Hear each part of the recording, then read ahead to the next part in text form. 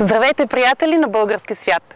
Днес ще се отправим към снежните писти на Уислър, за да проследим как се представиха нашите параолимпийски състезатели. Както може би вече знаете, на тазгодишните параолимпийски игри, проведени тук във Ванкувър, ние имахме 3 представители. Те се състезаваха в дисциплината ски бягане. И макар и без медали, всички те се прибраха в България като истински победители. Десетки българи се събраха, за да им стиснат ръка на проведената среща на 23 март, която бе организирана от Българо-канадското дружество и фолклорна танцова група Китка. Кадри от срещата ще видите днес, а също така вижте и какво споделиха пред нашата камера нашите параолимпийски делегати. Аз съм Виолета Русева, останете с български свят!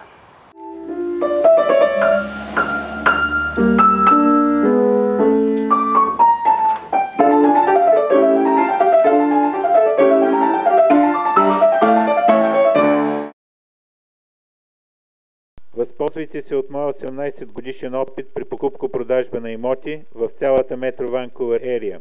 Присъединете се към стотиците мои доволни клиенти. Посетете stanstanchev.com stanstanchev.com.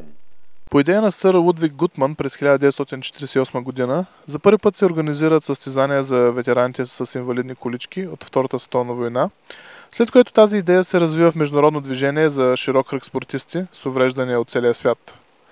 Първите летни олимпийски игри се провеждат през 1960 година в Италия, а първите зимни олимпийски игри през 1976 година в Швеция. Тази година във Ванкувър около 600 спортисти от цял свят се състезаваха в 5 спорта за около 64 комплекта медали. Основните дисциплини бяха ски спускане, хокей, биатлон, ски бягане и кърлинг за хора в инвалидни колички. Параолимпийски игри са най-голямото и важно международно състезание за спортисти с различна степен на увреждане. Включват спортисти с нарушено зрение, церебрална парализа и двигателни увреждания. Провеждат се на всеки 4 години след Олимпийските игри. Символът на Международният параолимпийски комитет отразява новата посока на международното движение за привличане на спортисти от всички страни. Водеща е идеята да се вдъхнови света от техните постижения и идеали. Тяхното послание е винаги напред и никога не се предавай.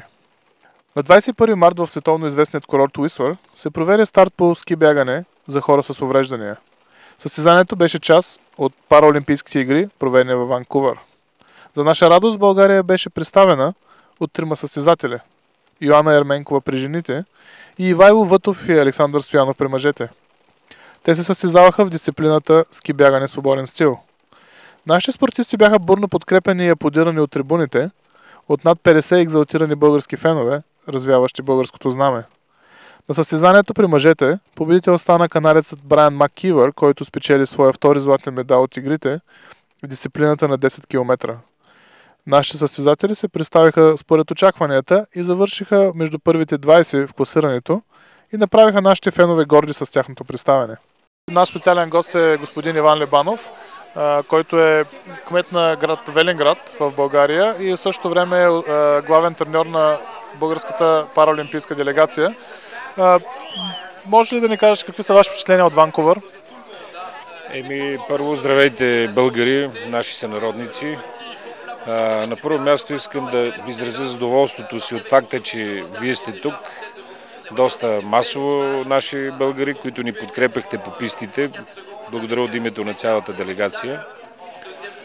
Трогнати сме, ще разкажем това на нашите семейства, на нашите близки, така че този факт ще бъде достояние и в България и чрез медиите, които имаме възможност да комуникираме с тях. Впечатленията им от Ванкувър са чудесни, не само на мен и на цялата делегация. Организацията е на много добро ниво, просто всичко така е подредено, че не чувстваме никакви проблеми. Благодарни сме на организаторите тук, на канадците, които организираха тази олимпиада. Чудесна, аз поне съм имал възможността да участвам на 4-5 олимпиади. Действително тук е върха на провеждане и организация на олимпийски игри. Това действително ще се да се повтори, ще го разкажем в България, както подобава. Вие сте легенда в нашия зимен спорт. Първи медал за България, бронзов медал от игрите в Лейк Плесет, в в САЩ 1980 година. Как оценявате представянето на българската олимпийска делегация при около месец и сега на параолимпийците? Първо вие ме връщате много назад. Значи това е преди 30 години, нали? При 30 години. Действително, тогава беше страхотно постижение. Имаме вече доста медали в зимните спортове. Жалко, че след така, 89-та година промените, които настъпиха в страната, се оказаха така неблагоприятни за спорта. Така бих казал, поразруши се системата, спортната система.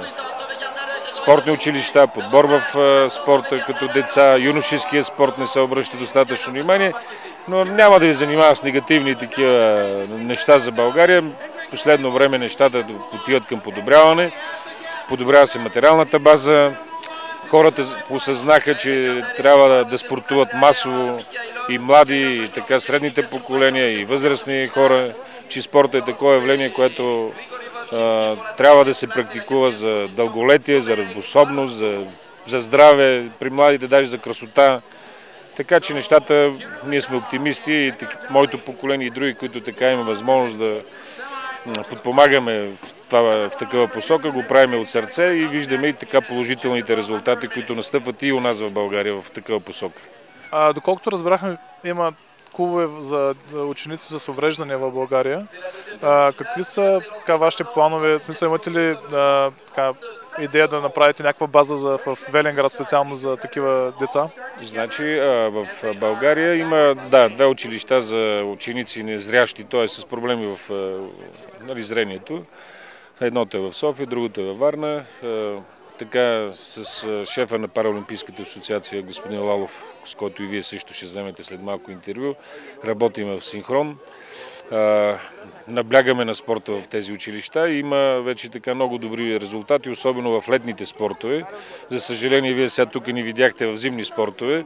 Не сме достатъчно подготвени, но участвахме с желание и с надежда, че на следващите Олимпийски игри ще се подготвим по-добре, да представим и нашата страна така по-достойно в зимните параолимпийски игри.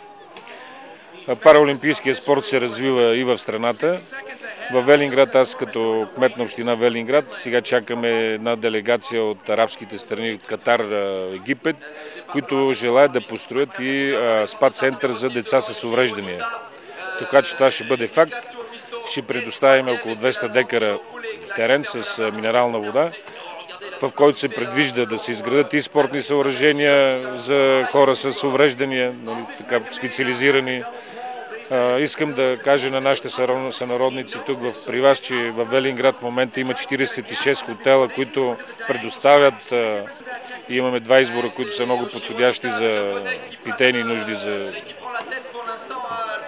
И ние бутилираме от 2 избора. Имаме радонови, сярни, 18 вида, различни по състав и температура. Посрещаме вече много гости, не само от България, от чужбина.